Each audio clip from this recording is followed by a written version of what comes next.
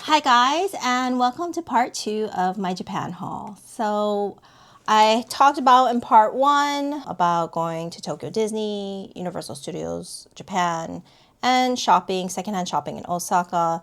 If any of those things interest you, I highly recommend checking that out. I will be referring to that video as well in a little bit. But for part 2, I'm going to be talking about the second half of the trip, which was Yokohama and Tokyo.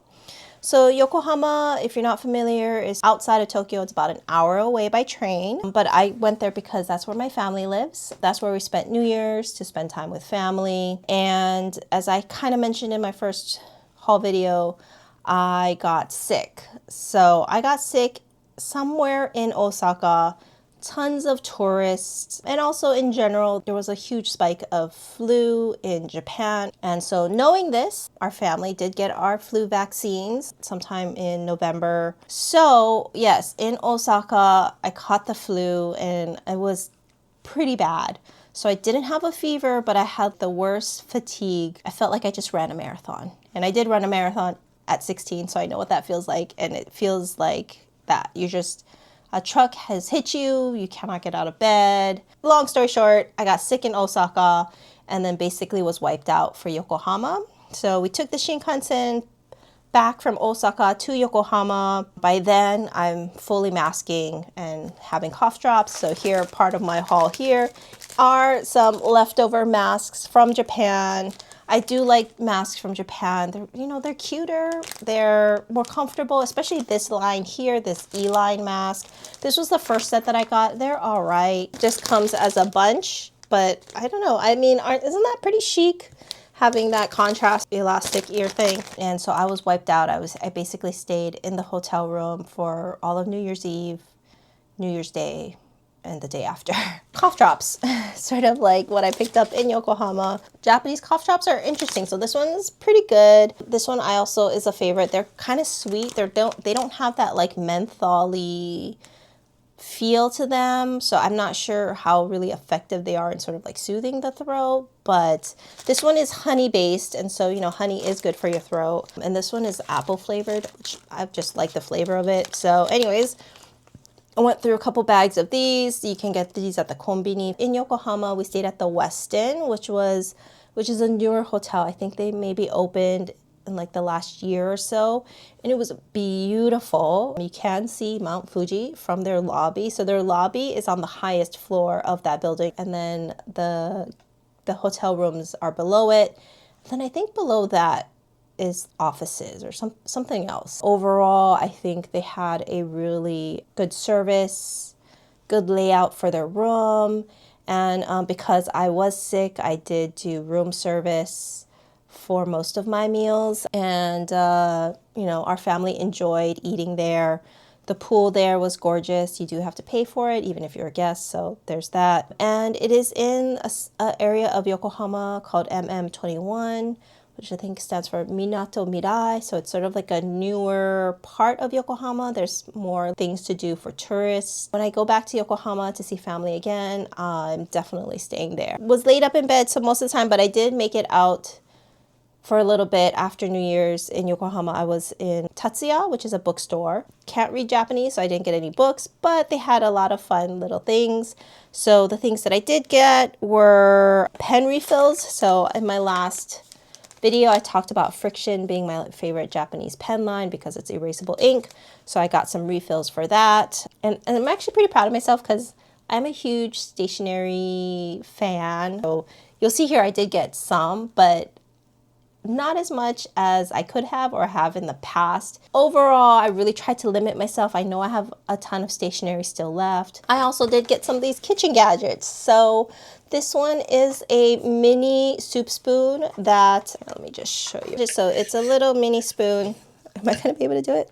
Oh yes, that stands up on its own. So I thought that was really fun. They had a bigger version as well. I do find that a lot of my soup ladles tend to be really large, and I don't really need that big of a scoop sometimes. So yeah, I thought this was super cute. And the second thing that I got sort of from the same area for kitchen gadgets is this like little scrubber. It's meant for little corners, help you get the grime off of these little crevices. So we'll see. Other things that I got from the bookstore were sticky notes and washi tape. Again, this is me holding back. Oh, and here's another one. This one, I don't know if you can see, but this one is my current favorite. It is pastries and bread. I think that's it for Yokohama. So really, I just stayed in bed, didn't do much. We then took a train to Tokyo, so that was about an hour. Luckily, we were staying in Ueno, so that was like a direct train ride from Yokohama Station. Again, we had shipped our luggage. So our next hotel was the Ueno Mimaru Hotel. So again, it's an apartment hotel like I talked about in Osaka. It's a hotel that has like a kitchen, usually some sort of like laundry, washer or dryer. This one unfortunately had just a laundry facility downstairs. Not as ideal, but you know, it still worked. It's, you know, a little bit more spacious. The reason why we chose this Mimaru location, Mimaru is like a whole chain, so there's a bunch of apartment hotels, but they also partner with Pokemon, and they had a Pokemon room. And so for our daughter, we did a Pokemon themed room for 2 days. She's really at the height of her Pokemon craze right now. At Tokyo, we went to the Pokemon room. That was sort of our main reason for being in Ueno. Ueno itself was all right. We didn't really stay around Ueno. They went to different places for Pokemon. So Akihabara has a lot of like Pokemon card stores. It is sort of like Namba in Osaka, but most of those card stores are for Japanese cards. A lot of these Pokemon centers or Pokemon card places, what they offer for those who are not looking for Japanese Pokemon cards are things like playmats and like card sleeves and just basically accessories. So yeah, if you are looking for English cards, they found one place in Ikebukuro, a place called Card Secret. It's like on, I think, the 4th floor of a really small building. Just Google it, you'll be able to find it. I went with them, was not really interested, so I did go to the mall called Sunshine City. I would say it's sort of like your middle class mall. They had a lot of character stuff, anime stuff. So they did have a Studio Ghibli store, super cute. I love Studio Ghibli, and that is where I picked up my little Totoro keychain. They have a ton of Studio Ghibli things. It is a chain, so you can find that at other malls. Other than that, they did Pokemon stuff and I went shopping. So Ginza is high-end sort of luxury shopping area district in Tokyo. My grandparents actually used to live pretty close to there, so I'm very familiar with Ginza. It's sort of like my go-to. But like if you're looking for secondhand luxury, there are a couple shops there, but they are, to me, in my opinion, overpriced. So I did not do any sort of, I went to a couple stores for secondhand luxury, but I wasn't really that interested. The places that I like to go in Ginza are like Loft. So Ginza Loft has a lot of like more touristy items. There's a couple items there that I loved. From there, I bought these beautiful little sticky notepads. Also bought these chopsticks. I was looking for some because I've actually realized most of my chopsticks are very thick at the bottom. So I was looking for the Japanese style of chopsticks where it's very thin. It's easier to pick up very delicate items. After Loft, I also like to check out Muji. So they do have a pretty big Ginza Muji. It's like multiple floors. The Ginza one on the bottom floor has a ton of food. And so some of the things I got at Muji, some candy, and actually this is my favorite Muji snack. It's these like little raisin cookies. They're kind of dense. They're more biscuity than like an actual cookie, but just love these. And then I also really like to go to Itoya. So Itoya is a stationery store in Ginza. It's in a very narrow building, very cute, can also get super crowded, especially like the pen section was a little too much. I didn't do a whole lot of shopping there, but I did do some cute little calendars. I love these. They have these little cutouts. They have really fun things. Oh, and then last but not least is hands.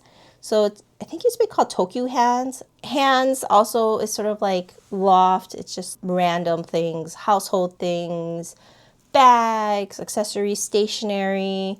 So things that I got was like this calendar. So in my Tokyo wish list, I had talked about getting a specific calendar that I wanted for continuity. I had it in 2024, I did 2025. Unfortunately, I checked out every single stationery store and I could not find it. So in the end, I just kind of settled for this one. Still cute, but I feel like it's less thematic, little Western theme here. And these are sort of like what the months look like. So yeah, year of the horse. Hold on. And then another thing that I got at Loft is this Seiko 5 watch. So originally in my Japan wish list, I had talked about wanting to get a Grand Seiko, but they run like $4,000-ish. You know, in the States, they're like $6,000. And I had already bought my Rolex in Osaka, so I wasn't really about to spend another 4,000 or 5,000 for a new watch. I was in Loft and Ginza and I was looking at their watch section, and they have a bunch of different Seiko lines, and this actually is, I think, their cheapest. Within Seiko, there's, you know, a huge range. I should mention this is the cheapest of their automatic watches. So they also have quartz watches. Quartz watches will always be cheaper than automatic watches. So this, of course, doesn't have a battery. It, you know, is able to run through movement. Yeah, something about this watch, I just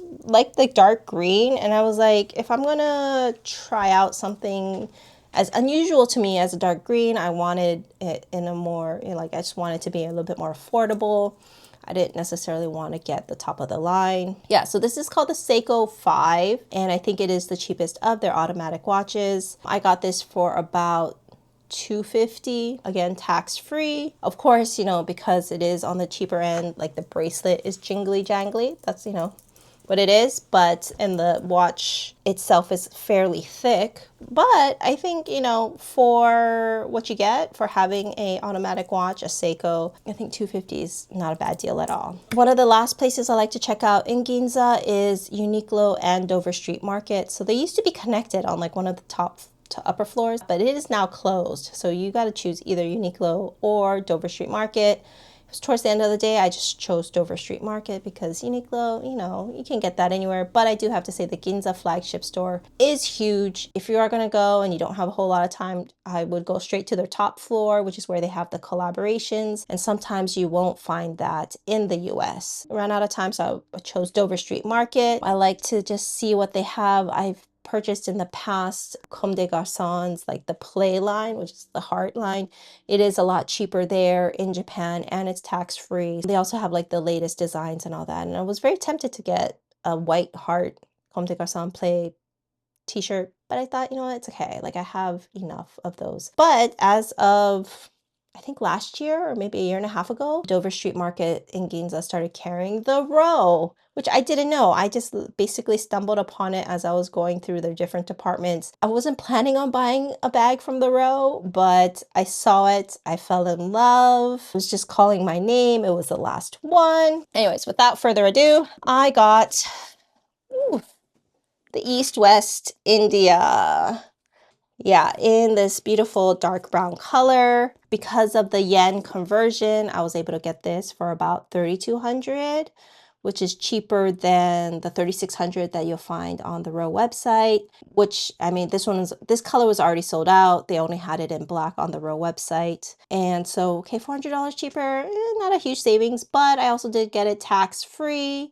So that helped. I told myself I wouldn't buy trendy bags brand new. So, you know, I was a little iffy, but I have to say I've used this quite a bit since I got it. In fact, it is actually the one that I'm carrying right now. So it has all my things in here. It is just such an easy bag to carry. Of course, I'll be doing a full review. This does stay on your shoulder. It is a little thick here. So if it's like fully packed, it does feel a little bit bulky, I will say, but for my daily wear, it is actually very, very easy to carry. But it fits a lot. It actually fit a lot more than the small puzzle bag that I took. That's usually my travel bag, my go-to when I'm traveling. Inside, it is beautiful, beautiful lambskin. Feels very luxurious. Anyways, so yeah, that was a big unexpected splurge. So I did go to the Takeshimaya where I got a couple more stationery items.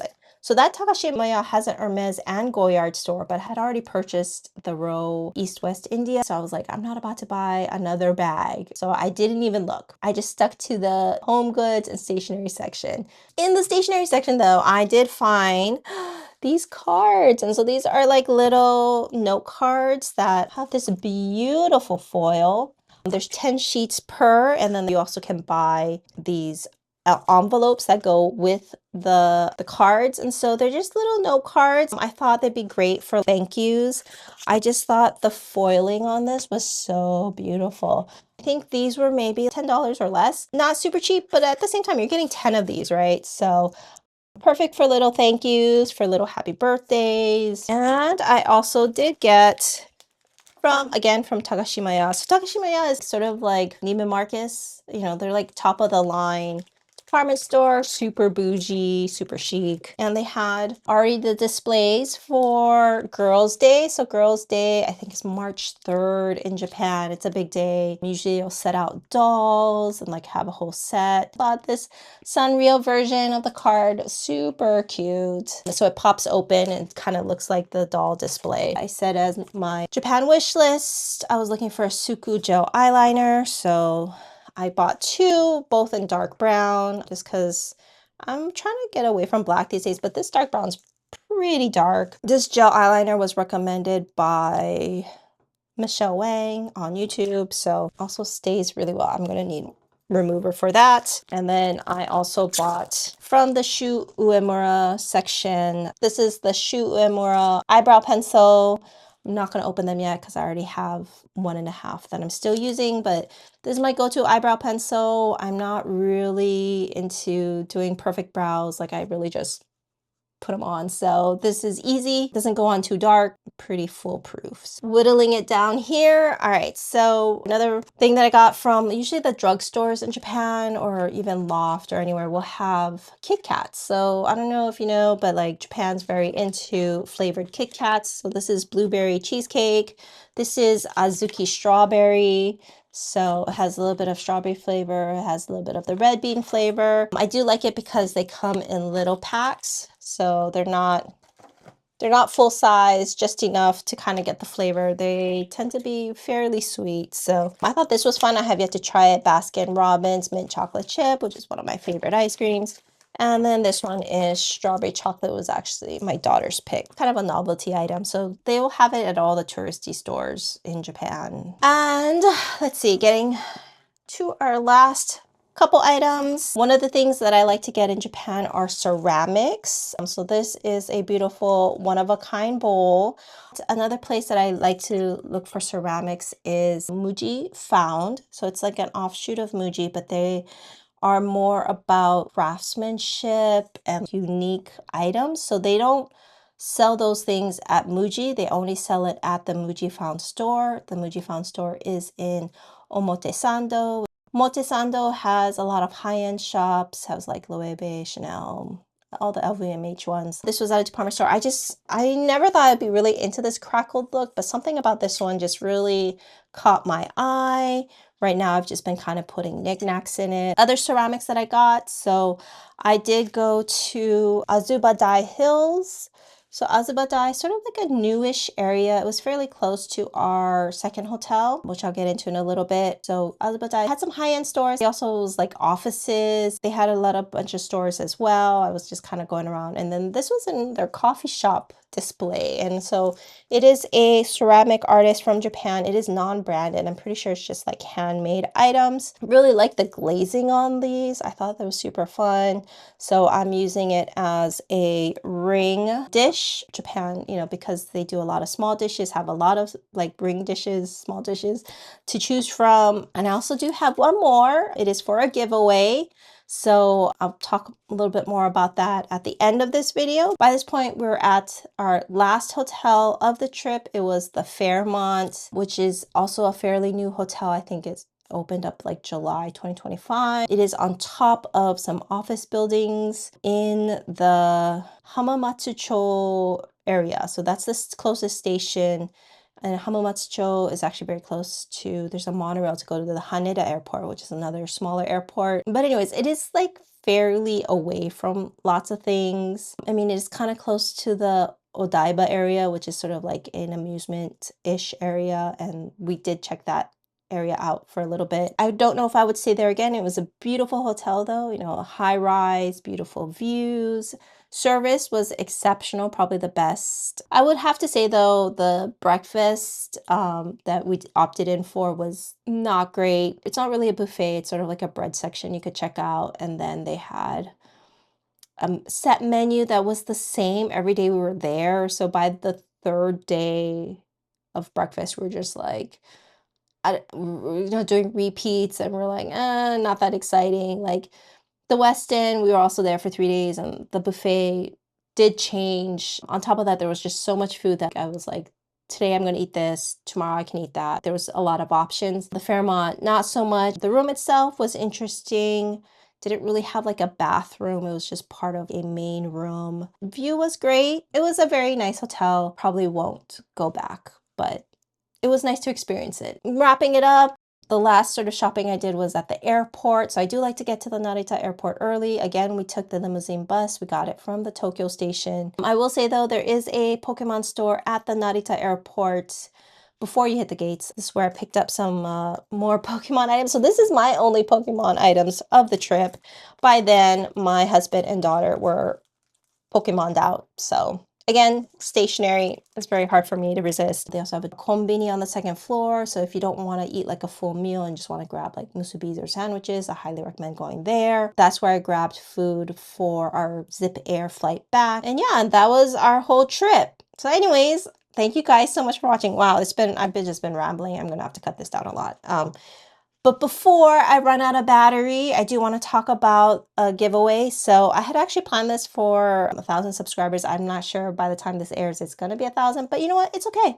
It's okay because I bought this for you guys and I definitely want to share it here. So as I had talked about earlier, and Azubadai, I bought these ring dishes. This is the third one. This was the one that I bought for you guys. It was all unique. It was all one of a kind, including this, along with this Hello Kitty charm, along with this cute little calendar. So sorry if you're not into Sanrio, it's going to be a little Sanrio heavy here. A little smattering of snacks as well. I'm going to do a little care package. If you'd like to enter this giveaway, celebrate my 1,000 subscribers or eventually 1,000 subscribers, just make sure you like and follow this video and just leave some sort of emoji at the bottom. Just put whatever emoji you feel like after you watch this video, whatever strikes your fancy, and probably we'll close this giveaway out in about a week. Announce the winner probably on YouTube posts. This is just a YouTube giveaway.